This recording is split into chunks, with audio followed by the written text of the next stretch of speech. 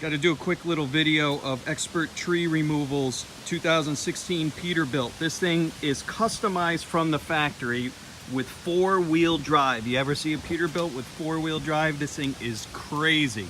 You're looking at a $150,000 rig here. He's definitely into his toys. Everything he builds is over the top.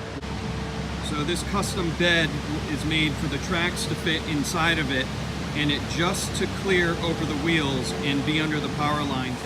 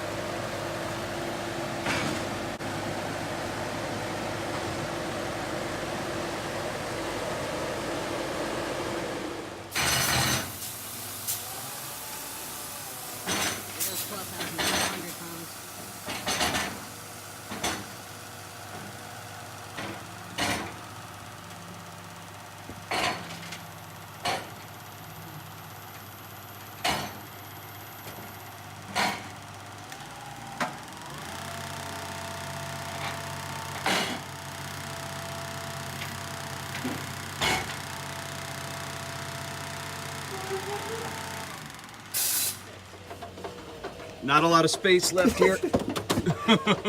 But it gives you enough. Yeah, right? But it gives you enough. It's a big ass chipper up there.